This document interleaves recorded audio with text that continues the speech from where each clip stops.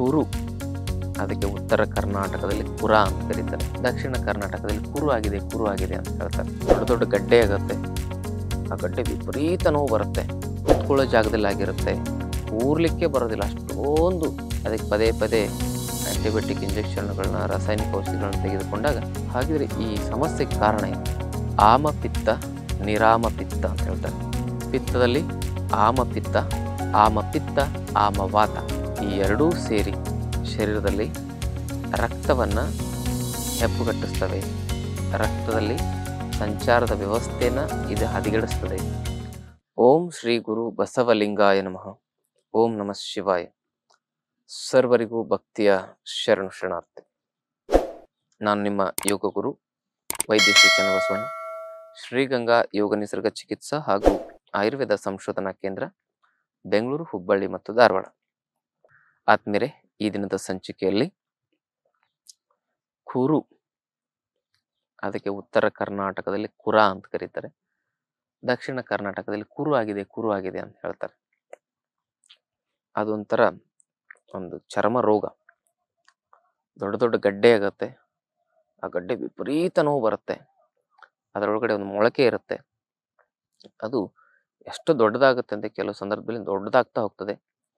ಮತ್ತು ಇನ್ನೊಂದು ಆ ಸಮಸ್ಯೆಗೆ ಮತ್ತೊಂದು ಕೆಟ್ಟ ಒಂದು ವ್ಯವಸ್ಥೆ ಅಂತ ಹೇಳಿದ್ರೆ, ಅದು ಸ್ಪ್ರೆಡ್ ಆಗ್ತಾ ಹೋಗ್ತದೆ. ಇಲ್ಲಿ ಪೂರ್ತಿ ವಾಸಿ ಆಗೋದ್ರೊಳಗಡೆ ಅದರ ಪಕ್ಕದಲ್ಲಿ ಇನ್ನೊಂದು ಮರಿ ಬಿಟ್ಟಿರ್ತದೆ.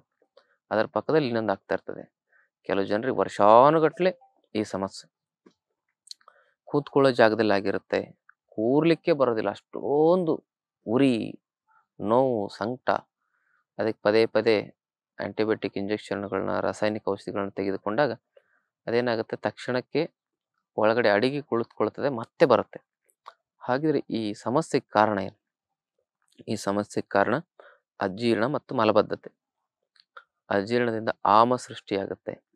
ಆ ಆಮದ ಸಂಗ್ರಹಣೆ, ಪಿತ್ತ ವಿಕಾರದ ಸಂಗ್ರಹಣೆನೇ ಇದಕ್ಕೆ ಮುಖ್ಯವಾಗಿರ್ತಕ್ಕಂಥ ಕಾರಣ.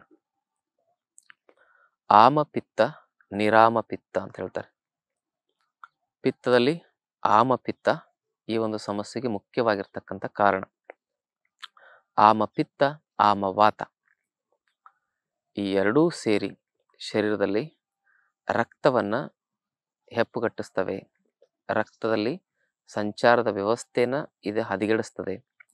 ಹಾಗೆ ಶರೀರದಲ್ಲಿ ಗಡ್ಡೆಗಳಾಗಲಿಕ್ಕೆ, ಶರೀರದಲ್ಲಿ ಉರಿಯೂತಗಳಾಗಲಿಕ್ಕೆ ಇವು ಕಾರಣ ಆಗ್ತವೆ. ಅದಕ್ಕೆ ಕಾರಣ ಅಜೀರ್ಣ ಮತ್ತು ಮಲಬದ್ಧತೆ. ಆಮ ಸೃಷ್ಟಿಯಾಗೋದಲ್ಲೇ ಇಲ್ಲೇ ಡೈಜೆಸ್ಟಿವ್ ಟ್ರ್ಯಾಕ್ನಲ್ಲೇ, ಜೀರ್ಣಾಂಗ ವ್ಯವಸ್ಥೆಯಲ್ಲೇ. ಇವೆರಡೂ ಸರಿಯಾಗಬೇಕು. ಅದಕ್ಕೆ ಏನು ಮಾಡಬೇಕು? ಮೊದಲು ಶೋಧನ ಚಿಕಿತ್ಸೆ, ಪಂಚಕರ್ಮ ಚಿಕಿತ್ಸೆನ ತೆಗೆದುಕೊಳ್ಬೇಕು. ಪದೇ ಪದೇ ಕುರ ಆಗ್ತಾ ಇದ್ರೆ ತಾವು ದಯವಿಟ್ಟು ಒಂದು ಬಾರಿ ಪಂಚಕರ್ಮ ಚಿಕಿತ್ಸೆ ತೆಗೆದುಕೊಳ್ಬೇಕು. ಇನ್ನು ನಾರ್ಮಲ್ ಆಗಿ ಅಲ್ಪ ಸ್ವಲ್ಪ ಆದವರು ಏನು ಮಾಡಬೇಕು ಅಂತ ಹೇಳಿದ್ರೆ, ಹರಳೆಣ್ಣೆಯನ್ನು ಸೇವನೆ ಮಾಡಬೇಕು. ಇದರಿಂದ ಹೊಟ್ಟೆ ಶುದ್ಧಿ ಆಗುತ್ತೆ, ಕೋಷ್ಠ ಶುದ್ಧಿ ಆಗುತ್ತೆ.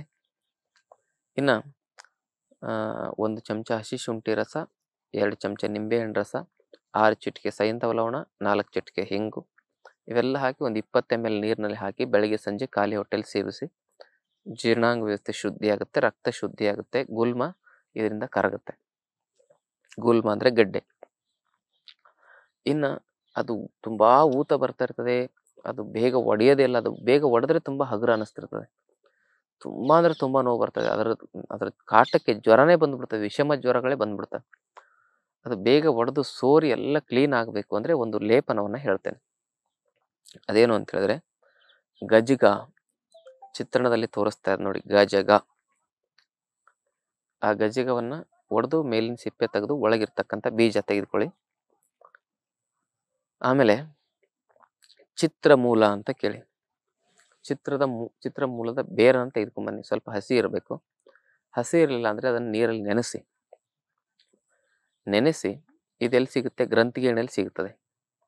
ಚಿತ್ರಮೂಲ ರೂಟ್ ಅಂತ ನೀವು ಆನ್ಲೈನಲ್ಲಿ ಕೂಡ ಪರ್ಚೇಸ್ ಮಾಡ್ಬೋದು, ಅಥವಾ ಗ್ರಂಥಿಗೆಣ್ಣೆಯಲ್ಲಿ ಹೋದರೆ ಸಿಗುತ್ತೆ. ಚಿತ್ರಮೂಲದ ಬೇರು ಹಸಿದು ಸಿಕ್ಕರೆ ಹಸಿ ತಗೊಂಬನ್ನಿ. ಇಲ್ಲಾಂದರೆ ಅದನ್ನು ಏನು ಮಾಡಬೇಕು ಅಂದರೆ ಬೆಳಗ್ಗೆ ಎದ್ದು ನೆನೆಸಿಟ್ಬಿಡಿ.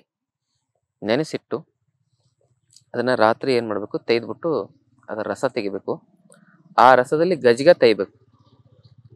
ಗಜಗ ಒಂದು ತೆಗೆದ್ರೆ ಅದು ಪೇಸ್ಟ್ ಬರುತ್ತೆ. ಆ ಪೇಸ್ಟನ್ನು ಎಲ್ಲಿ ಕುರಾಗಿರುತ್ತಲ್ಲ ಹಚ್ಚಿದ್ರೆ ತಕ್ಷಣಕ್ಕೆ ಕುರ ಒಡೆದೋಗ್ಬಿಡುತ್ತೆ. ತಕ್ಷಣಕ್ಕೇನೆ ಒಂದು ಅರ್ಧ 1 ಗಂಟೆಲೇನೆ ಕುರ ಒಡೆದೋಗ್ತದೆ. ಇನ್ನು ಕೆಲವೊಮ್ಮೆ ಇನ್ಫೆಕ್ಷನ್ ಜಾಸ್ತಿ ಇದ್ರೆ 1 ದಿನ ಅಥವಾ 2 ದಿನ ಹಚ್ಚಿದ್ರೆ ಕುರ ಸಂಪೂರ್ಣವಾಗಿ ಒಡೆದು ಸೋರಿ ಅಲ್ಲಿರ್ತಕ್ಕಂಥ ವಿಷ ಎಲ್ಲ ಆಚೆ ಬಂದು ಸಂಪೂರ್ಣವಾಗಿ ಶುದ್ಧಿಯಾಗುತ್ತೆ. ಒಳಗಿರ್ತಕ್ಕಂಥ ಇನ್ಫೆಕ್ಷನ್ ಕೊಳೆ ಎಲ್ಲ ಆಚೆ ಬರುತ್ತೆ.